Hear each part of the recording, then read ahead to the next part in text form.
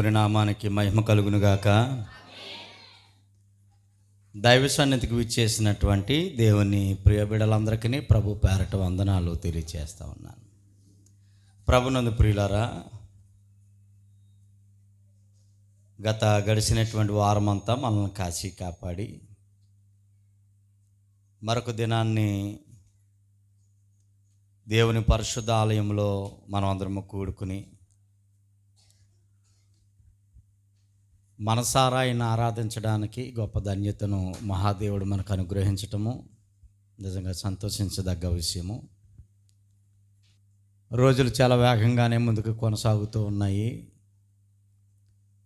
రోజులతో పాటు మనం పోటీ పడుతూ పరిగెడుతూ ఉన్నాము. ఈ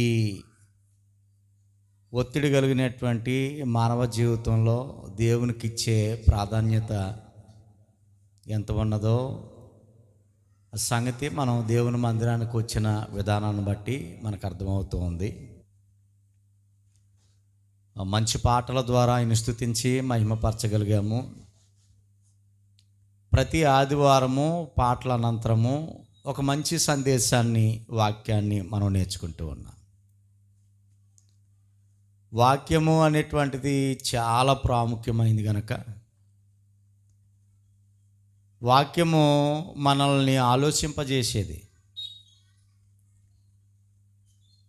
వాక్యము మనల్ని ప్రశ్నించేదానిగా ఉంది. మనల్ని బుద్ధి చెప్పడానికి కానీ గద్దించడానికి కానీ ఒక సరైనటువంటి రీతిలో వాక్యము మనల్ని దేవునికి దగ్గర చేసే దానిగా ఉన్నట్లుగా మనం గమనిస్తూ ఉన్నాం. అటు వాక్యానికి మనం విధేయత కలిగి ప్రేమతో మంచి మనసుతో అంగీకరించగలిగితే ఆ వాక్య ఫలితము మనం పొందుకునే అవకాశం లేకపోలేదు. ప్రియులారా, ఈరోజు మనం నేర్చుకోబోతున్నటువంటి అంశం నరకానికి సాగనంపే ఆ నలుగురు అనే అంశాన్ని నేను చెప్పాలని ఆశపడతా ఉన్నాను. అందరూ నాతో చెప్పాలి. ఈరోజు మనం నేర్చుకోబోతున్న అంశం ఏంటి? నరకానికి సాగనంపే ఆ నలుగురు.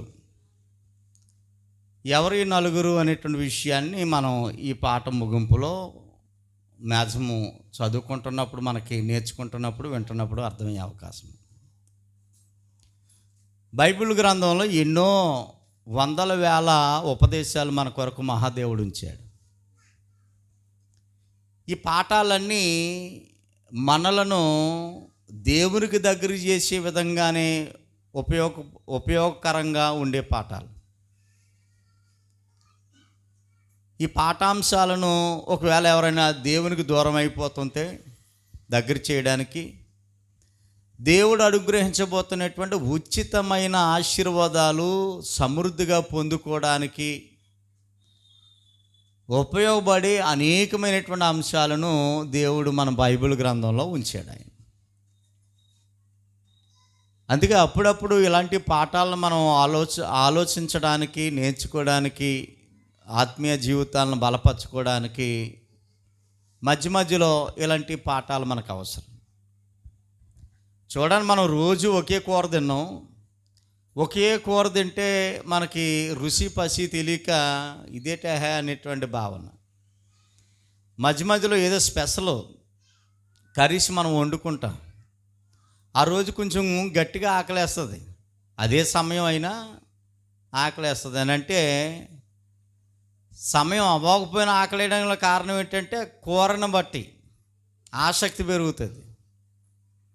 అలానే మధ్య మధ్యలో ఇలాంటి అంశాలు మనల్ని ఆధ్యాత్మికంగా ఆధ్యాత్మికమైనటువంటి విషయాలు ఆసక్తిని పెంచుకోవడానికి ఈ పాఠాలు మనకు అవసరం. సహోదరులారా, నరకానికి సాగనంపే ఆ నలుగురు, నువ్వు ఎంత సంపాదించినా, ఉద్యోగాన్ని సంపాదించవచ్చు, ఆస్తుపాస్తులను సంపాదించవచ్చు, ఎన్ని సంపాదించినా చనిపోయే సమయానికి ఒక నలుగురిని సంపాదించి పెట్టుకోవాలనేటువంటి విధానం అక్కడ మనకు కనబడతా ఉంటుంది. ఎందుకు ఈ నలుగురు, ఎవరు ఈ నలుగురు అన్న విషయాన్ని ఆలోచన చేసినట్లయితే, ఆ నలుగురు చనిపోతే మోసిపోవడానికి, మన పాడిని మోసిపోవడానికి ఒక నలుగురిని సంపాదించుకోవాలి అనేటువంటి ఒక ఆలోచన, ఉద్దేశము అందులో మనం చూపిస్తాం. ఎప్పటికీ కూడా పెద్దలు కొంతమంది అంటారు, బ్రతకుండగానే 4 రాళ్ళు వెనకాల వేసుకోవాలని. 4 రాళ్ళు అని అంటే ఏదో అనుకున్నారనుక, ఆ ఉద్దేశం వేరు. అలాగే బ్రతికుండగానే 4 మనుషులను కూడా సంపాదించుకోవాలి అనేటువంటి విధానం. ప్రియ దేవుని బిడ్డలారా, జాగ్రత్తగా ఆలోచన చేద్దాము. మనిషి జీవితము 5 రకాలుగా ఉంది.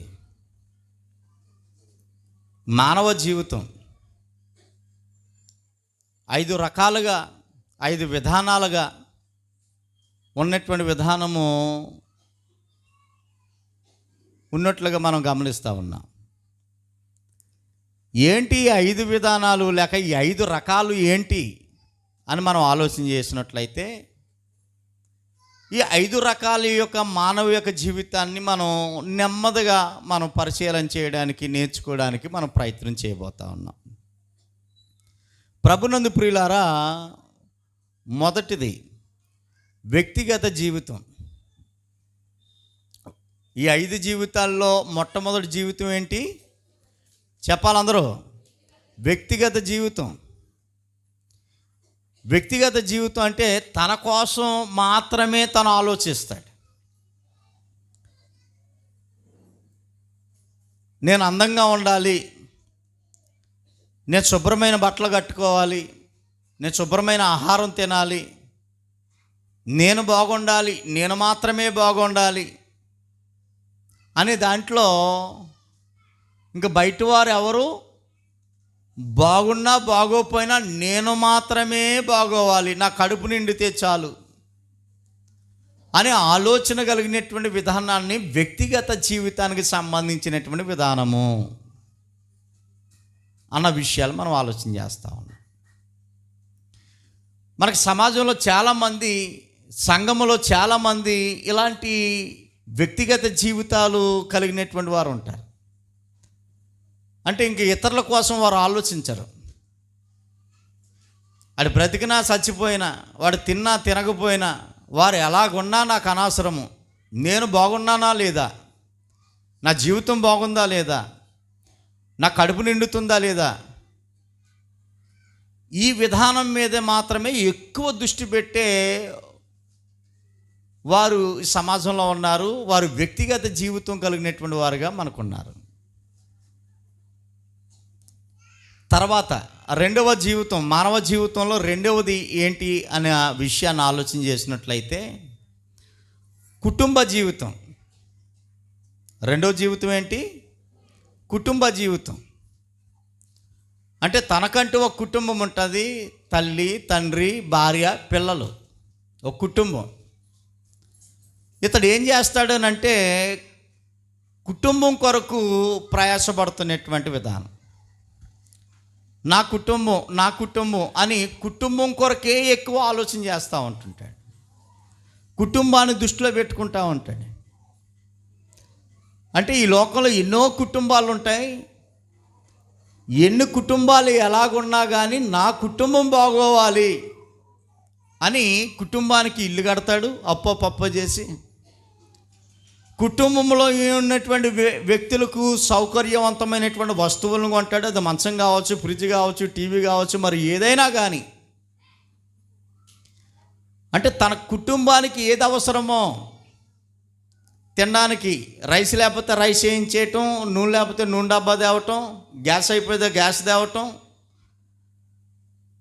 అంటే తన పరిధిలో, తన కుటుంబ పరిధిలో కుటుంబం కొరకు ఎక్కువ ఆలోచిస్తూ, కుటుంబాన్ని మాత్రమే ప్రాధాన్యత ఇస్తూ, కుటుంబానికి తన జీవితం అంకితం చేసి కుటుంబం బాగోవాలి అనేటువంటి ఆలోచన కలిగినటువంటి వారు కూడా చాలామంది ఉన్నారు.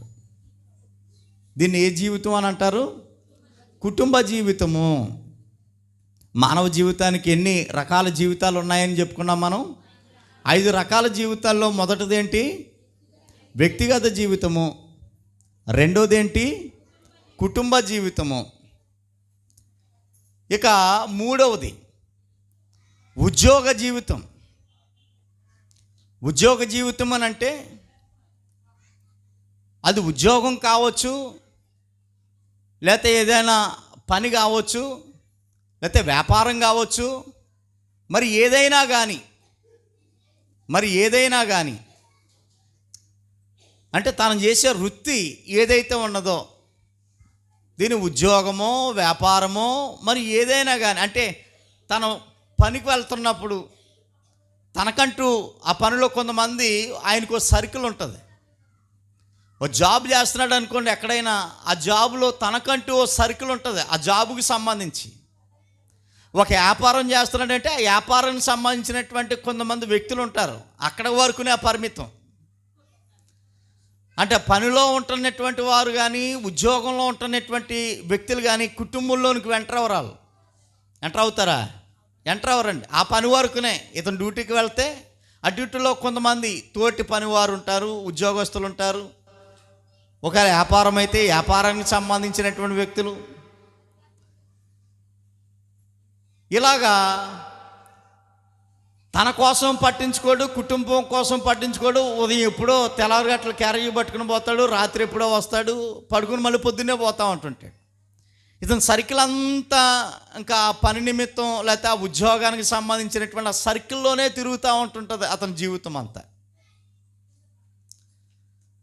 వాళ్ళతోనే పంచుకుంటూ ఉంటాడు, వాళ్ళతోనే జీవన విధానం చేస్తూ ఉంటుంటాడు, వాళ్ళతోనే తింటా. ఇంకా అదంతా ఒక సర్కిల్గా ఉంటున్నటువంటి విధానం మనకు తెలుసు. ఇది ఉద్యోగ జీవితము అనేటువంటి విధానం. ఇక మూడోదిగా మనం ఆలోచన చేశాము. నాలుగోదిగా మనం ఆలోచన చేస్తే సామాజిక జీవితం. సామాజిక జీవితం అని అంటే ఈ వ్యక్తి ఎప్పుడు సమాజంలో ఉంటుంటాడు. అంటే రాజకీయ నాయకులు చూడండి, ఓ తెల్లటి సొక్క వేసుకుని ఎప్పుడు జనాల కోసం ఆలోచన చేస్తాం, జనం మధ్య తిరగటం, సమాజంలో సమస్యల గురించి లేకపోతే అక్కడ ఉన్నటువంటి పరిస్థితుల గురించి నిత్యము జనాల మధ్య సామాజిక జీవితాన్ని కలిగి వాళ్ళు ఎప్పుడు ఇంటికి వస్తారో తెలదు, ఎప్పుడు తింటారో తెలదు, ఎప్పుడు పడుకుంటారో తెలదు. సామాజిక జీవితం అంటారు దీన్ని. ఇలాంటి జీవితం ఒకటి ఉంది అనే విషయాన్ని మనం ఆలోచన చేస్తా ఉన్నాం. ఎన్ని అయినాయి ఇప్పటికి? 4. ఒకటేంటి? మనిషి జీవితంలో ఎన్ని రకాల జీవితాలు ఉన్నాయని చెప్పుకున్నాము? 5 రకాలు. అందులో ఒకటేంటి? వ్యక్తిగత జీవితం. అందరూ చెప్పాలి. రెండోది ఏంటి? కుటుంబ జీవితం. మూడోది ఏంటి? ఉద్యోగ జీవితం. నాలుగోది ఏంటి? సామాజిక జీవితం. ఇంకా ఆఖరిది ఐదవది ఏంటి? మీరు ఆలోచన చెప్పండి. ఐదవది ఏమై ఉంటుంది అంటారు? భక్తి జీవితం. ఐదవది ఏంటి? భక్తి జీవితం. భక్తి జీవితం అనేటువంటిది ఈ 4 జీవితాల కంటే టాప్ లెవెల్లో ఉంది అది. అంటే ఒక మనిషిని దేవునికి దగ్గరికి చేసేది, ఆధ్యాత్మికమైనటువంటి స్థితిలో ఆ వ్యక్తిని బలపరిచేది, శాశ్వతమైనటువంటి ఆశీర్వాదాలన్నీ సొంతము చేసుకునేది ఏదన్నా ఉంది అని అంటే భక్తి జీవితము. భక్తి జీవితాన్ని కలిగినటువంటి వారు కుటుంబ జీవితాన్ని అనుభవిస్తూ భక్తి కలిగి ఉండేవారు లేకపోలేదు. అలాగే వ్యక్తిగత జీవితాన్ని అనుభవిస్తూ భక్తి కలిగినటువంటి వారు లేకపోలేదు. అలానే ఉద్యోగ జీవితాన్ని, సామాజిక జీవితాన్ని కలిగి భక్తిని అవలంబించే వాళ్ళు కూడా లేకపోలేదు. అయితే జాగ్రత్తగా ఆలోచన చేద్దాము. ఇప్పటికే మీకు అర్థమై ఉంటుంది. మన పాఠం ఏంటనంటే నరకానికి సాగనంపే ఆ నలుగురు. మనిషి జీవితం కోసం మనం స్టడీ చేస్తూ ఉన్నాము. 5 రకాల జీవితాలు ఉన్నాయన్నారు. ఇందులో దేవునికి ఇష్టమయ్యేది, దేవునికి అంగీకారమైనది, దేవుని యొద్ద నుండి ధారాళమైనటువంటి దీవులను పొందుకునేది ఏదైనా ఉంది అని అంటే జీవితం, అది ఒకే జీవితము, అది భక్తి జీవితము. దేవునికి నచ్చే జీవితం భక్తి జీవితం అని అనుకున్నప్పుడు మరి మిగతా 4 జీవితాలు ఏ జీవితాలు అయి ఉంటాయి చెప్పాలి మీరు నాతో. మిగతా భక్తి జీవితాన్ని మినహాయిస్తే మిగతా 4 రకాల జీవితాలు ఏ జీవితాలకు సంబంధించినవి ఉంటాయి? ఎక్కడికి నడిపించే జీవితాలుగా ఉండి ఉంటాయి? నరకానికి సాగనంపే జీవితాలు. అంటే మనం చనిపోయినప్పుడు 4 వ్యక్తులు పెట్టిన మోస్తూ ఉంటుంటారు. అలాగే నరకానికి సాగనంపే మన జీవితంలోనే ఈ 4 విధానాల జీవితాలు కలిగి, అంటే దేవుని కంటే, అదేంటండి పాస్టర్ గారు, భక్తి జీవితం కంటే ఈ 4 జీవితాలు ప్రతి వాని జీవితంలో ఉంటాయి కదా. వ్యక్తిగత జీవితం అనవసరం అంటారా? కుటుంబ జీవితం అనవసరం అంటారా? సామాజిక జీవితం కానీ లేకపోతే ఉద్యోగ జీవితం అనవసరం అంటారా అని మీరు అడిగితే అనవసరము అనేది వాక్యం ఎక్కడా చెప్పడం లేదు. అవి అవసరమే, కానీ దేవుని కంటే ఎక్కువ బహుశా వాటికి ప్రాధాన్యత ఇస్తే, జాగ్రత్తగా గమనించాలి, దేవుని కంటే ఈ 4 జీవితాలకి ఇదే జీవితం అనుకుని ప్రాధాన్యత ఇస్తే ఖచ్చితంగా అది నీకు మేకై కూర్చుంటా ఉంది. నేను సాగనంపే, నీ పాడిని మోయడానికి సాగనంపే ఒక చేతిగా ఉంటుంది అనేటువంటి సంగతిని మనం ఎంత మాత్రమో మర్చిపోకూడదు. అర్థమవుతుందా మీకు? మాట్లాడలేదు ఎవరను? అర్థమవుతుందా? కాబట్టి విషయాన్ని మనం జాగ్రత్తగా ఆలోచన చేసే ప్రయత్నం చేద్దాము. లూకా సువార్త 14వ అధ్యాయంలోనికి మనం వద్దాము. లూకా సువార్త 14వ అధ్యాయం. ప్రియులారా, యేసు ప్రభు వారు ఒక అద్భుతమైనటువంటి విషయాన్ని అక్కడ మనకు నేర్పిస్తూ ఉన్నారు. 14వ అధ్యాయంలో 25 నుండి మనకు కనబడతా ఉంది. బహుజన సమూహములు ఆయనతో కూడా వెళ్ళి ఆయన తట్టు తిరిగి ఆయన మాట్లాడుతూ ఉన్నాడు. ఎవడైనను నా యొద్దకు వచ్చి తన తండ్రిని, తన తల్లిని, భార్యను, పిల్లలను, అన్నదమ్ములను, అక్కాచెండులను, తన ప్రాణమునకు సహా ద్వేషించుకుంటే వాడు నా శిష్యుడు కానేరడు అని యేసు ప్రభు వారు ఒక విషయాన్ని ప్రస్తావించారు. అంటే ఎవరైతే కుటుంబ జీవితం కోసం చెప్తా ఉన్నాడు ఆయన, దేవుని కంటే ఎక్కువ కుటుంబానికి ఒకవేళ మీరు విలువ ఇస్తే, కుటుంబానికి విలువ ఇవ్వద్దు అని చెప్పడం లేదు సుమి, మళ్ళీ అపార్థం చేసుకున్నారనుక మీరు. కుటుంబంలో తల్లిదండ్రులు ఉంటారు, వారికి విలువ ఇవ్వాలా వద్దా? ఇవ్వాలి. ఎవరికంటే? తల్లిదండ్రులకి విలువ ఇవ్వాలా లేదా? ఇవ్వాలి. ఎవరికంటే? పోయింది, మీ దృష్టి ఇక్కడ పెట్టలేదు. దేవుని కంటే ఎక్కువ కాదు, దేవుని తర్వాతే తల్లిదండ్రులు.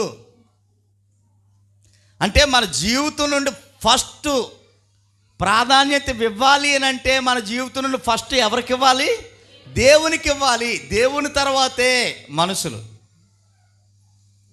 అంటే కుటుంబంలో తల్లిదండ్రులు ఉంటారు, దేవుని తర్వాత తల్లిదండ్రులకు ఇవ్వాలి. తర్వాత అక్క చెండులు ఉంటారు, అన్నదమ్ములు ఉంటారు, భార్యాబిడ్డలు ఉంటారు. కుటుంబ జీవితం మనం అందరం కలిగి ఉన్నాం, కానీ కుటుంబమే జీవితం కాదు. కుటుంబము కంటే ఎక్కువ స్థానాన్ని దేవునికి ఇవ్వాలి అనేటువంటి విషయాన్ని జ్ఞాపకం చేస్తూ ఉన్నాను. ఈ మాటలు మనం చదువుకోగలిగితే, తన ప్రాణమును సహా ద్వేషించుకుంటే వాడు నా శిష్యుడు కానేరడు. శిష్యుడు అని అంటే భక్తి జీవితాన్ని అనుసరించేవాడు అని అర్థం. అంటే దేవుణ్ణి అనుసరించేవాడు శిష్యుడు. నేర్చుకుంటాడు, అనుసరిస్తాడు. భక్తి జీవితాన్ని అనుసరించే వ్యక్తులుగా మనం ఉండాలి అని అనుకుంటే, ప్రియ దేవుని బిడ్డలారా, కుటుంబం విలువ ఇవ్వాలి కానీ దేవుని కంటే ఎక్కువ కాదు. ఫస్ట్ మన జీవితాల్లో దేవునికి మాత్రమే ప్రాధాన్యత ఇవ్వాలి అనే విషయాన్ని జ్ఞాపకం చేస్తా ఉంది. 27వ వచనంలో, ఎవడైనను తన శిలువని ఎత్తుకుని మోసుకుని నన్ను వెంబడింపని ఎడల వాడు నా శిష్యుడు కానేరడు. వ్యక్తిగత జీవితం కోసం చెప్తున్నాడు ఇక్కడ. ముందేమో కుటుంబ జీవితం కోసం చెప్పాడు. కుటుంబం కంటే ఎవరికి విలువ ఇవ్వాలని చెప్పాడు? దేవునికి. తర్వాత మనం ఆలోచన చేసినట్లయితే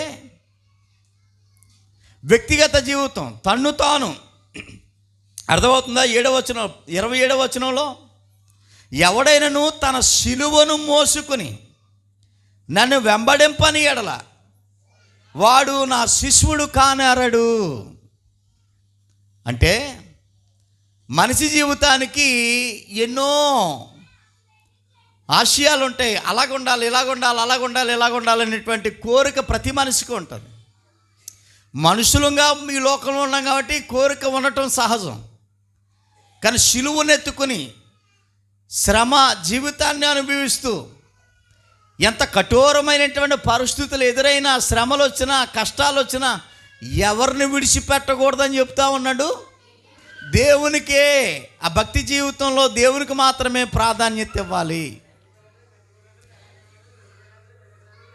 భక్తి జీవితంలో దేవునికి మాత్రమే, వ్యక్తిగత జీవితంలో దేవునికి మాత్రమే ప్రాధాన్యత ఇవ్వాలి కానీ వ్యక్తే జీవితం నేను బాగుంటే చాలు అనేటువంటి భావనతో ఉండకూడదు అనేటువంటి విషయాన్ని జ్ఞాపకం చేస్తూ ఉన్నాను. తర్వాత మనం ఆలోచన చేయబోతా ఉన్నాము 33వ వచనంలో, ఆ ప్రకారమే మీలో తనకు కలిగిన దంతయు విడిచి మీకు కలిగిన దాన్ని అంతడియు విడిచిపెట్టువాడు విడిచిపెట్టని వాడు నా శిష్యుడు కానేరడు అనేటువంటి విషయం అక్కడ కనబడతా ఉంది. ప్రభునందు ప్రియ దేవుని బిడ్డలారా, తాను ఏదైతే కలిగి ఉన్నాడో తాను దేవుని కొరకు విడిచిపెట్టగలిగితే,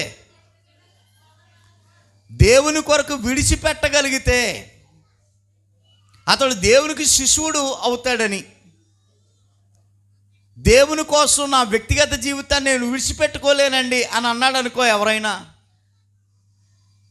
దేవునికి దగ్గరగా ఉంటాడండి? ఏమండి, దేవుని కోసం నా కుటుంబాన్ని నేను విడిచిపెట్టుకోలేనండి, నా కుటుంబం తర్వాతేనండి దేవుడు, నా వ్యక్తిగత జీవితం తర్వాతే దేవుడు అని అన్నారనుకోండి, దేవుని మనం సంపాదించుకోగలమా? సంపాదించుకోలేం. ఉద్యోగం తర్వాతే, నా చేతి పనిని తర్వాతే దేవుడండి. నాకు దేవుడు లేకపోయినా పర్లేదు, నాకు ఈ పని ఉంటే చాలు, ఈ ఉద్యోగం ఉంటే చాలు, ఈ వ్యాపారం ఉంటే చాలు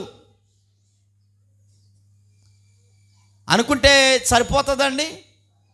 అంటే దేవుని కంటే ఉద్యోగం ఎక్కువ, లేకపోతే వ్యాపారం ఎక్కువ, లేకపోతే చేసే పని ఎక్కువ, లేకపోతే దేవుడు ఎక్కువ? మీకు అర్థమయ్యే చెప్తున్నారా, లేకపోతే అలాగా ఫ్లోలో వచ్చేస్తుందా? మంచిదే. అంటే మనం చేసే పని కంటే, ఉద్యోగం కంటే, వ్యాపారం కంటే, వ్యవసాయం కంటే, దేనికంటే దేవుడే ఎక్కువ. దేవుడే ఎక్కువ. జాగ్రత్తగా ఆలోచన చేసే ప్రయత్నం చేద్దాం.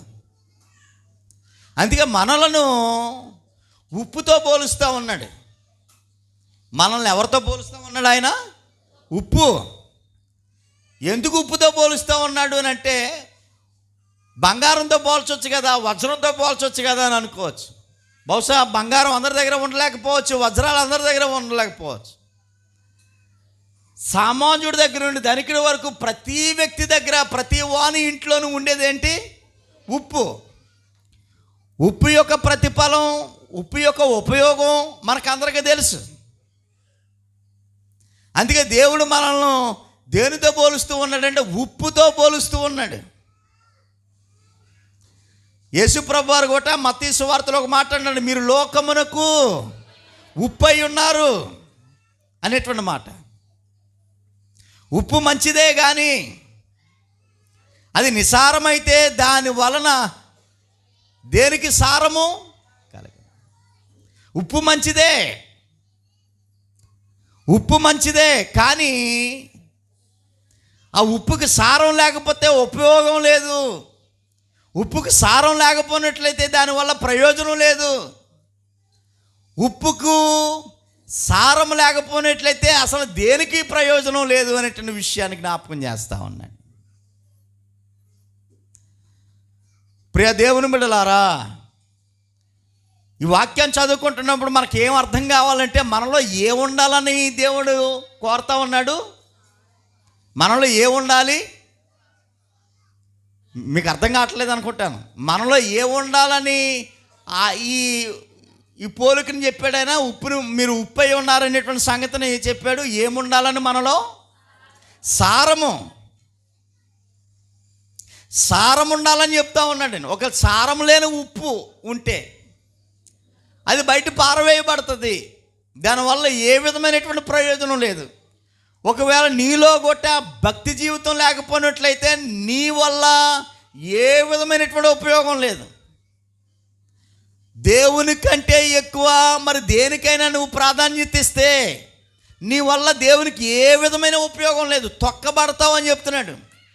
రోడ్డు మీద పారవేసేస్తే మనుషుల చేత జంతువుల చేత ఆ ఉప్పు తొక్కబడుతుంది కదా. సారం లేనటువంటి ఉప్పు మనం బయట పారేస్తాము, అది తొక్కబడుతుంది కదా.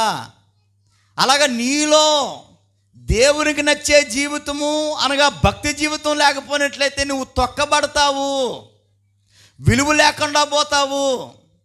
నీ వల్ల దేవునికి ఏ విధమైనటువంటి ప్రయోజనం లేకుండా పోతుంది అనేటువంటి విషయాన్ని జ్ఞాపకం చేస్తూ ఉన్నాడు. మొత్తానికి ప్రియ దేవుని బిడ్డలారా, ఒకవేళ ఎవరైనా ఈ 4 జీవితాల్లో ఏ జీవితాన్నైనా మీరు కలిగి ఉండటం అంటే దేవుని కంటే ఎక్కువ వీటికి ఎవరైనా ప్రాధాన్యత ఇస్తే వారు ఆల్రెడీ నీ శవాన్ని లేక నిన్ను నరకానికి మోసిపోవడానికి ఒక భుజాన్ని నువ్వు కలిగి ఉన్నావు, ఒక చేతిని నువ్వు సంపాదించుకున్నావు అనేటువంటి విషయాన్ని మనం మర్చిపోకూడదు. నీలోనున్న ఈ 4 జీవితాలు నిన్ను నరకానికి సాగనంపే ఆ 4 లిస్టులో ఉన్నారు. ప్రియ దేవుని బిడ్డలారా,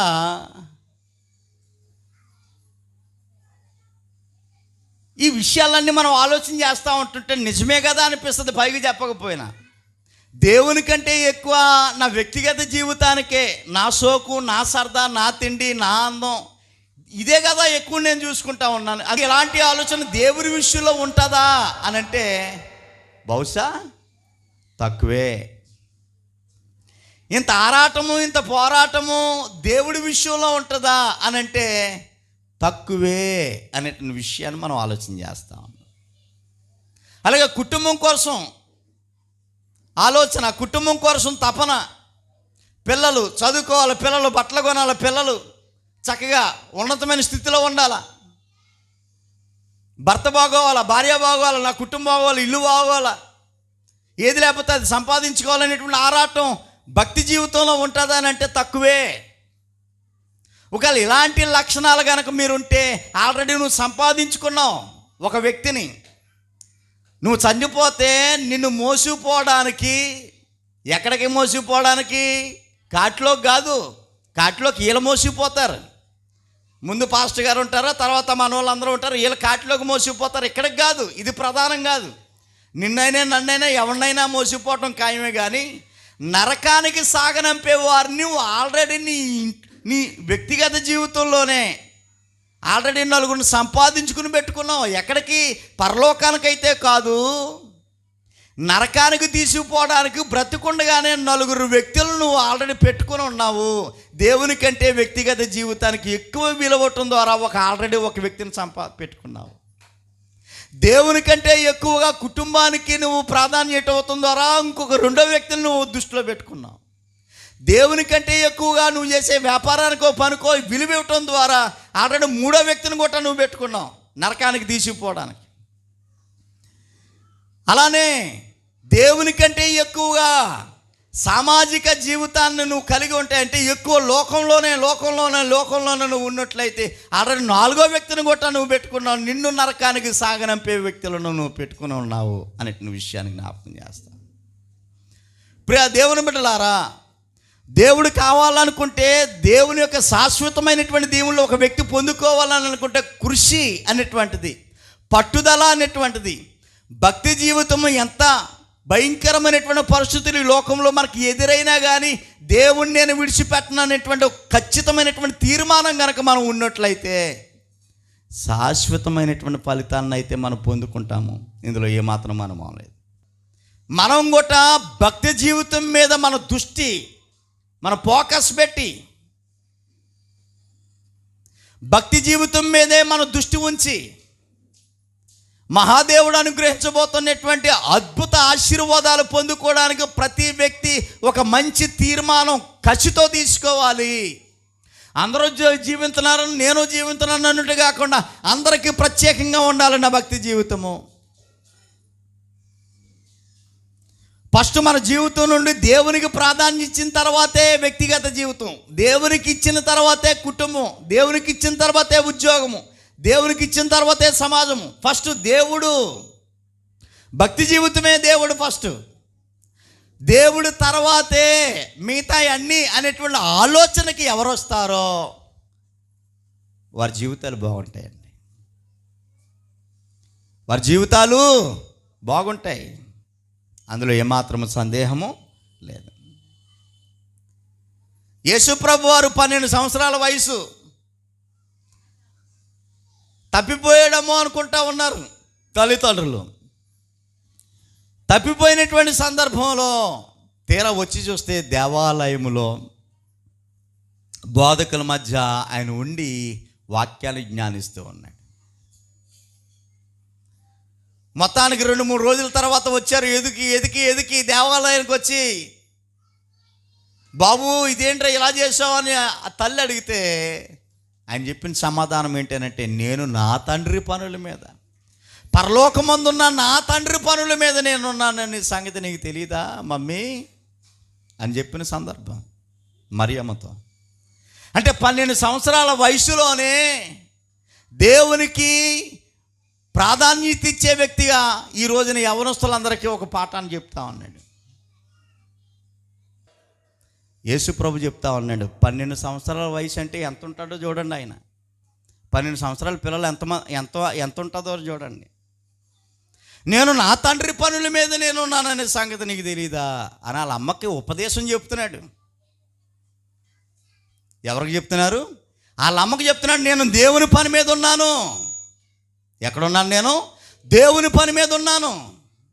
అంటే యేసు ప్రభు ఇప్పుడు దేనికి, ఏ జీవితానికి ప్రాధాన్యత ఇచ్చాడని 12 సంవత్సరాల వయసులోనే భక్తి జీవితానికి ప్రాధాన్యత ఇచ్చాడు. కుటుంబం ఉంది, అయ్యో మా మమ్మీ లేదు, మా డాడీ లేదని చెప్పేసి ఏడవటం లేదండి. 2 రోజులు అయిపోయింది, కుర్రోడు తప్పిపోయి 2 రోజులు అయిపోయినా బెంగలేదు, బాధ లేదు. 12 సంవత్సరాల వయసు కలిగినటువంటి యేసు ప్రభు బోధకుల మధ్య కూర్చుని వారికి ఉపదేశం చేస్తూ ఉన్నాడనంటే విషయాన్ని మనం ఆలోచన చేయాలి. అంటే ఆ వయసు నుండే 12 సంవత్సరాల వయసు అంటే మ్యాక్సిమం వాళ్ళకి అర్థమవుతూ ఉంటుంటాయి విషయాలు. వ్యక్తులను గుర్తించగలరు, పనిని గుర్తించగలరు, ప్రతిదీ ఏం చెప్పినా అర్థం చేసుకునే వయసు అది. ఆ వయసులోనే పునాది వేయబడాలా, దేవుని విషయంలో ఆరాటం ఉండాలా. ఆదివారం ప్రార్థన జరుగుతుంది, చేపలు ఎవరు వేయాలండి? చేపలు ఎవరు వేయాలి? పరిచర్య చేపలు ఎవరు వేయాలి? యువ సైనికులు అన్నాడు. ఆడెవడో ఏదో పేరు పెట్టాడు. అసలు దేవునికి యువ సైనికులు కావాలా? అసలు ఈ ఉద్దేశమే లేదే. మందిరానికి అడగాల, కుర్చీలు వేయాలి, ఎక్కడైనా ప్రార్థన అయితే పరిచర్యలు పాడు పంపులు పడాలి. అందుకే దేవుడు మంచి అవయవాలు ఇచ్చాడు, ఈ వయసుని ఇచ్చాడు, ఆరోగ్యాన్ని ఇచ్చాడు. ఈ ఆరాటమే లేదే. అంటే బహుశా వాళ్ళకి అర్థం కాలేదు, ఆ బీజం పర్లేదు వారికి. అంటే ఆల్రెడీ ఈ చిన్న వయసులోనే నరకానికి సాగనంపే 4 వ్యక్తులను ఆల్రెడీ వాళ్ళు రెడీగా పెట్టేసుకున్నారు. నరకానికి సాగనంపే నలుగురు వ్యక్తులను, చిన్న వయసులో యూత్ స్టేజ్లో ఉంటున్నటువంటి వారు, చిన్న వయసులో నలుగురు వ్యక్తులను, నరకానికి సాగనంపే నలుగురు వ్యక్తులను ఆల్రెడీ వారు సిద్ధం చేసేసుకున్నారు. ఇది నా మాటలు కొంచెం బాధ అనిపించవచ్చేమో కానీ భక్తి జీవితం చాలా ప్రాముఖ్యము. పిల్లలు యువ సైనికులుగా ఉండాలి దేవుని కాడి మోయడానికి. యవనస్తులు, ఆడవాళ్ళు కానీ మగవాళ్ళు కానీ యువ సైనికులుగా, దేవుని సైనికులుగా, దేవుని శిశువులుగా ఉండాలి. అలాంటి తత్వము ఒకవేళ లేకపోయినట్లయితే జాగ్రత్త గమనించాలి. ప్రియ దేవుని బిడ్డలారా, అంటే ఈ మాటలు కొంచెం నచ్చకపోవచ్చేమో కానీ నచ్చితే మన జీవితాలకు మేలుకరంగా ఉంటుంది. అవసరమైతే పాస్టర్ గారు మంచోడు కదరా అన్న, అవసరమైతే పాస్టర్ గారిని మార్చేద్దాంరా ఆ ఆలోచనలు వచ్చేస్తాయి. ఎందుకనంటే ఎప్పుడు ఐస్ప్రీడు చేసే వాళ్ళు ఎక్కువైపోయారు కదా, తల దువ్వే వాళ్ళు ఎక్కువైపోయారు. ఇంకా నిత్యము తల దువ్వుకుంటా పోతే నువ్వెప్పుడు బాగుపడతావు? బాగుపడాలనే కదా దేవుడు కోరుతా ఉన్నాడు. ఇంకా ఇర్మియా లాంటి భక్తులు, ఏజ్గేల్ లాంటి భక్తులు, ఎస్సీ లాంటి భక్తులు చేత్తో కర్ర పట్టుకుని మోకాళ్ళు వేయించేసి కొట్టేసేవారు సంఘస్థుల్ని.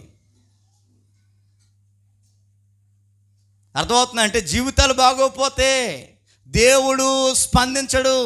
దేవుడు స్పందించబోతే మీ జీవితాలు కఠోరమైనటువంటి పరిస్థితుల్లో ఉండిపోతాయి. అది నేను చూసి ఉండలేకపోతా ఉన్నాను.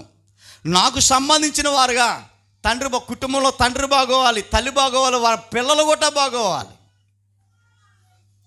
చక్కగా చదువుకోవాలి, చక్కగా ఉద్యోగాలు చేయాలి. వారు ఏ పనిలో ఉన్నా ఎవరిని మర్చిపోకూడదు. అక్కడికి ఎక్కడికి వచ్చేసేయాలా? భక్తి జీవితం దగ్గర దేవుడి దగ్గరికి వచ్చేసేయాలి. మా వాళ్ళు లండన్లో పనిచేస్తున్నాడండి, కానీ ఇక్కడ ఉన్న సంఘాన్ని కానీ దేవుని కానీ మర్చిపోలేదండి అన్న సాక్ష్యం ఉండాలా. ఆదివారం ఆరాధన జరుగుతుంటే ఒకడమ్మో ఎక్కడో ఉంటుంటాడు, ఒకళ్ళు అందరిని తిరుగుతుంటాడు, ఇంకొకరు ఇంకో పనుల మీద ఉంటుంటారు. దైవ భయం లేదేంటి మీకు? వద్దు వద్దు వద్దు. నరకానికి సాగనంపే ఆ నలుగురు చిన్న వయసులోనే నువ్వు కూడబెట్టుకుంటే జీవితం ఏనాకిపోతుంది? మీరు అనుకోండి, పైకి చెప్పొద్దు. చాలా ప్రమాదం. నా పిల్లలు ఎప్పుడు బాగోవాలని నేను కోరుకుంటున్నాను అంతే తప్ప వాళ్ళ మీద ద్వేషం ఉండు కాదు. మనం భక్తి ముసుగులో ఉన్నాం కదా, సరైనటువంటి విధానం కాదు. మార్పు రావాలి. నీ జీవితంలో నరకానికి సాగనంపే వ్యక్తులను పైకి కనబడకుండా నీలోనే పెట్టుకున్నావు. నేను చచ్చిపోతే కాటిలోకి మోసిపోవటం కాదు, డైరెక్ట్గా ఎక్కడికి మోసిపోవాలి మీరని చెప్తున్నావు. ప్రతిరోజు చెప్తా ఉన్నావు ఆ నలుగురితో, నీలో ఉన్న నలుగురితోటే. కాటిలో కాదు నన్ను మోసిపోయేది, నరకానికి నువ్వు మోసిపోవాలి అని ప్రతిరోజు దేవునికి దూరమైన ప్రతిరోజు నువ్వు చెప్తానే ఉన్నావు ఆ నలుగురితో. నరకానికి తీసుకుపోవాలి. అందుకే ఈరోజు పాఠం కొట్ట నరకానికి సాగనంపే ఆ నలుగురు. ఎవరు ఆ నలుగురు? వ్యక్తి, రెండోది కుటుంబం, మూడోది ఉద్యోగము, నాలుగోది సామాజికం. దేవుని కంటే వీటికే ప్రాధాన్యత ఎక్కువ ఇచ్చితే ఆ నలుగురు నేను నరకానికి అంటే వాళ్ళకి విలువ ఇవ్వకూడదండి అని అంటే విలువ ఇవ్వాలి. కుటుంబాన్ని గాలికి విడిచిపెట్టేమని వాక్యం ఎక్కడా చెప్పడం లేదు. ఉద్యోగాన్ని మానేమని దేవుడు వాక్యం ఎక్కడా చెప్పడం లేదు. కానీ దేనికంటే దేవుని కంటే తర్వాత, దేవుని కంటే తర్వాత అయ్యి తప్ప దేవునికి ముందు అయ్యేమీ లేవు. ఈ విషయాన్ని జ్ఞాపకం చేసుకోవాలి. అర్థమవుతుందా ప్రియులారా? చూడండి, లోక సువార్త 14వ అధ్యాయం. లోక సువార్త 14వ అధ్యాయంలో మనం ఉన్నాము. 15వ వచనము, 14-15వ వచనము. ఆయనతో కూడా భోజన పంక్తిని కూర్చున్న వారితో ఒకడు ఈ మాటలు విని దేవుని రాజ్యము భోజనము చేయవాడు ధన్యులైన ఆయనతో చెప్పగా అనేటువంటి మాట. అంటే భోజనం రెడీగా ఉంది, అందరిని పిలిచారు. భోజనం రెడీగా ఉంది, వచ్చి భోజనం చేయటమే లేటు. భోజనం రెడీగా ఉందని అంటే మనం తినే భోజనం అనుకున్నారన్న భోజనం, ఆ భోజనం కాదు. చక్కగా ప్రార్థన, వాక్యము రెడీగా ఉంది అని అర్థం, దైవ సన్నిధి రెడీగా ఉందని అర్థం, దేవుని సన్నిధి రెడీగా ఉంది, వాక్యము రెడీగా ఉంది. మీరు వచ్చి భుజించడమే. వాక్యానికి ఆత్మీయ ఆహారం అని మనం పేరు పెట్టుకున్నాం కదా. ఈ ఆత్మీయ ఆహారం వచ్చి భోజనం చేయటమే. టైం అయిపోయింది 10, రండి రండి, భోజనం రెడీగా ఉంది. అలానే ఉదయం 10 గంటలకు, ఆదివారం ఉదయం 10 గంటలకు భోజనం రెడీ. ఏ భోజనం ఇది చెప్పాలా? వాక్యము అనేటువంటి భోజనం రెడీగా ఉంది అని పిలిస్తే మన వాళ్ళు ఏమంటున్నారో చూద్దాం. 18వ వచనం. అయితే వారందరూ ఏక మనసుతో నెపములు చెప్పసాగిరి అనేటువంటి మాట. భోజనం రెడీగా ఉంది, రండ్రా రండ్రా రండ్రా అంటే వాళ్ళందరూ ఏకంగా కూడి నెపములు చెప్పసాగిరి. నెపములు అంటే అర్థం ఏంటి అన్నాడు? సాకులు. భోజనం రెడీగా ఉంటే వచ్చి భోజనం చేయండి అంటే సాకులు చెప్తున్నారట. ఎందుకే ఏమేమి సాకులు? ఈ సాకులు చెప్పేవారు భక్తి జీవితం ఉందా, లేకపోతే ఈ 4టికి ప్రాధాన్యత ఇస్తున్నారా అనేది మనకు అర్థమవుతా ఉంది. ద ఫస్ట్ ఏమన్నాడండి? మొదటివాడు, అయ్యా నేను ఒక పొలాన్ని కొన్నాను,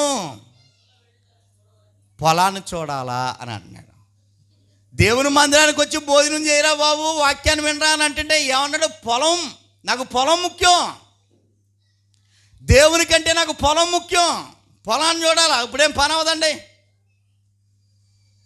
పాస్టర్ గారు, ఇప్పుడేం పని అవ్వదు, వచ్చే వారం చూద్దాంలే. వచ్చే వారం వరకు నువ్వు ఉండాలి కదరా బాబు. గ్యారంటీ ఉందా? పోనీ ఏమో నాకైతే గ్యారంటీ లేదు, మరుక్షణమే నాకు గ్యారంటీ లేదు. మనిషి జీవితం, ఈ లోకంలో అన్నిటికీ గ్యారంటీ ఉంది. ఇగో వస్తువులు కొన్నాం, చాలా కొన్నాం, గ్యారంటీ అన్నిటి పీస్ట్ పీస్ట్ అని అంటున్నాడు డాడు. ఏమండి గ్యారంటీ అండి? పీస్ట్ పీస్ట్ ఇచ్చేస్తాడట. మనిషికే గ్యారంటీ లేదు. ఈ గ్యారంటీ లేడు అని అంటున్నాడు. వచ్చే వారం చూద్దామండి. ఇప్పుడు వచ్చి భోజనం చేయడానికి వచ్చే వారం చూస్తాడా? అంటే దేవునికంటే ఏది ముఖ్యం అనుకున్నాడు? ఇప్పుడు పొలం. ఉన్నారా? సమాజంలో ఉన్నారా? ఎందుకు లేరని బాబు, చాలామంది ఉన్నారు, ప్రమాదంలో ఉన్నారు. అర్థమవుతుందో లేదో మీకు? చాలా ప్రమాదంలో ఉన్నారు. నేను రాను అంటున్నా, లాక్కెళ్ళిపోయి నరకానికి లాక్కిపోయే ఒక జీవితాన్ని నువ్వు లోపల కూడగట్టుకుని ఉన్నావు అనేటువంటి సంగతిని మనం మర్చిపోకూడదు. మరొకడు ఏమంటున్నాడట? ఏమండి 19వ వచనం. మరొకడు, నేను 5 జతలు ఇట్లు కొన్నాను, వాడిని పరీక్షించడానికి వెళ్తున్నాను అంటున్నాడు ఈడు. 5 జతలు అంటే 10 ఇడ్లు కొన్నాడట. 10 ఇడ్లు కొన్నాడట. ఇప్పుడు భోజనానికి రాడట, అంటే గుళ్ళోకి రాడట, మందిరానికి రాడట. ఇప్పుడు అర్జెంటుగా ఇటు డాక్టర్ మరి పరీక్షించడానికి వెళ్తున్నాడట. అంటే ఏది ఎక్కువైంది ఇప్పుడు? దేవుని కంటే ఎడ్లు. అంటే ఇలాంటి మనుషులు సమాజంలో ఉన్నారు. పైకి దేవుడండి అని చెప్పుకుంటున్నా ఇలాంటి వ్యక్తులు సమాజంలో ఉన్నారు, క్రైస్తవ సమాజంలో ఉన్నారు. ఎంత దారుణం అండి ఇది. అంటే ఇలాగా ఒక్కొక్కడు ఒక్కో కారణం. అక్కడ విషయాలు ఆలోచన చేసినట్లయితే ఏ వ్యక్తి తన జీవితంలో భక్తి జీవితాన్ని కలిగినటువంటి వ్యక్తిగా కనబట్టలేదు. పైపచ్చు నేను దేవుని కుమారుని చెప్పుకున్నాడు ఊరూరా. మాకు బాప్టిజం ఎప్పుడు ఇచ్చారనుకున్నారు అయ్యారు అంటాడు. ఇచ్చాడు రైటే, కానీ ఆ జీవితం ఎక్కడ ఉంది నీకు? భక్తి జీవితం ఎక్కడ ఉంది? దేవునికి ఇవ్వాల్సినటువంటి ప్రాధాన్యత నీ జీవితంలో ఎక్కడ ఉంది నీకు? లేనప్పుడు నరకానికి సాగనంపే వారిని ఆల్రెడీ నీతోటి ఏ దిప్పున్న టయానికి, నేను తక్కువ చచ్చిపోతే ఆ టయానికి, ఇప్పుడు మనం చచ్చిపోయారు అనుకోండి, అందరినీ బతుకున్న వాళ్ళందరినీ పిలుస్తారు. చచ్చిపోయారు రండి బాబు, ఎలా బాబు అలా బాబు అని ఇచ్చి బాధపడతాం.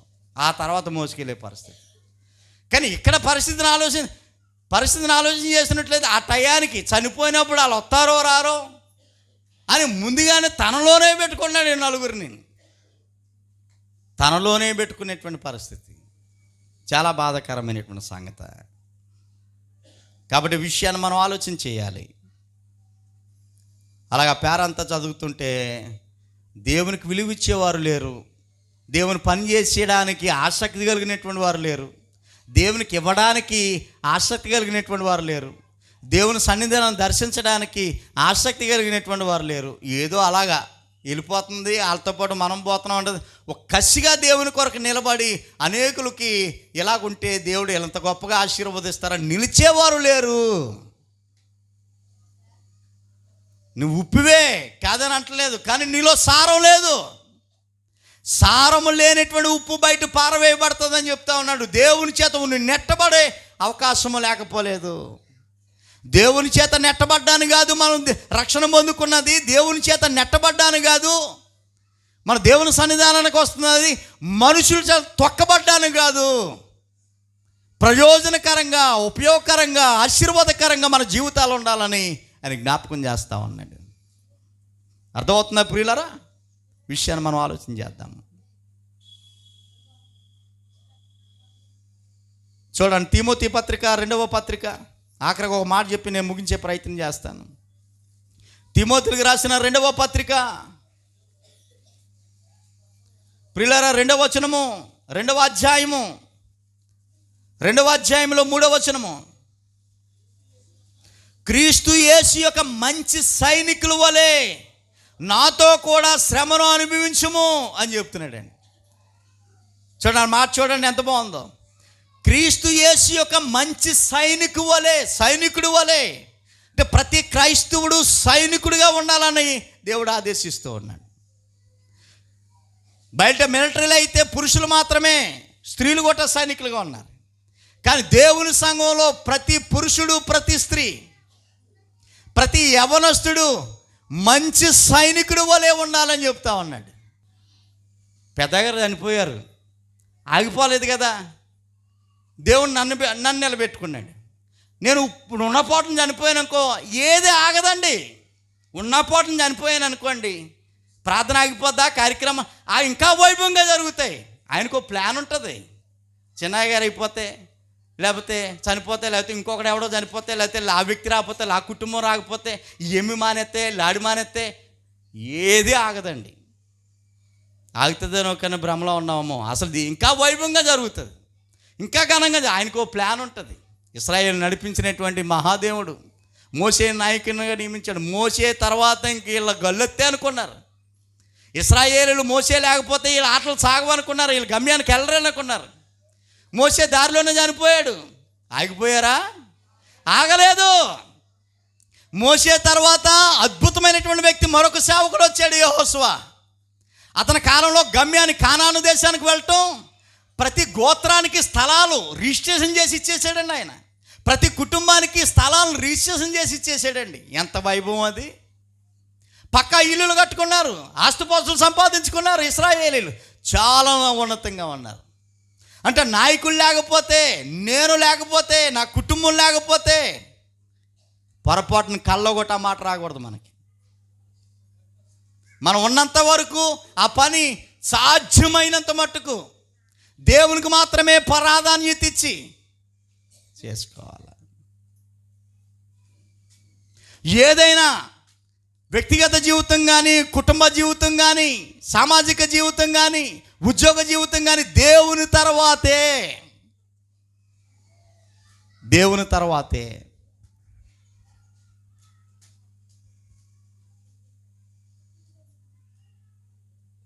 అర్థమవుతుందా ప్రియులారా?